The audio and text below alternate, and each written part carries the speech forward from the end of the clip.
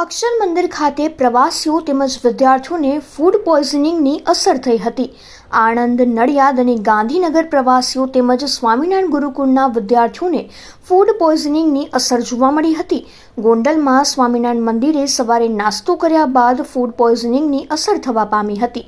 30થી વધુ વિદ્યાર્થીઓ તેમજ 30થી વધુ પ્રવાસીઓને આ અસર થઈ હતી। તમામ પ્રવાસીઓ ગોંડલથી કાગવડ ખોડલધામ જતા સમયે તબિયત લથડતા સારવાર અર્થે વીરપુરની હોસ્પિટલમાં ખસેડવામાં આવ્યા હતા। જ્યારે ગુરુકુળમાં અભ્યાસ કરતા વિદ્યાર્થીઓને ગુરુકુળ પ્રિમાઇસીસમાં સારવાર આપવામાં આવી રહી છે। ગુરુકુળ ખાતે આરોગ્ય વિભાગની ટીમ, સિવિલ હોસ્પિટલનો સ્ટાફ, શ્રી રામ હોસ્પિટલનો સ્ટાફ, ખાનગી હોસ્પિટલના ડોક્ટર્સ ખડે પગે છે। ઘટનાની જાણ થતાં પ્રાંત અધિકારી, મામલતદાર સહિતનો કાફલો પણ ઘટનાસ્થળે દોડી આવ્યો હતો। હાલ તમામ વિદ્યાર્થીઓ અને પ્રવાસીઓની તબિયત સુધારા પર છે। સ્વામિનારાયણ ગુરુકુળ ખાતે 108 સિવિલ હોસ્પિટલ સહિતની એમ્બ્યુલન્સ પણ દોડી આવી હતી। જય સ્વામિનારાયણ।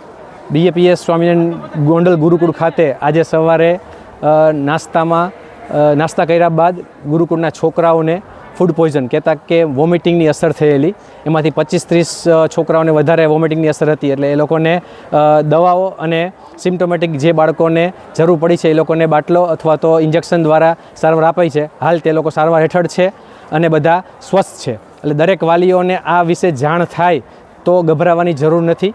અત્યારે પ્રાઇવેટ ડૉક્ટરના નિષ્ણાંત ડૉક્ટરો, બાળકોના ડૉક્ટરો, ફિઝિશિયનો અને સરકારી ડૉક્ટરની ટીમ દરેક બાળકોનું ચેકઅપ માટે અહીંયા હાજર જ છે અને અત્યારે એવું કોઈ ચિંતાજનક વસ્તુ નથી।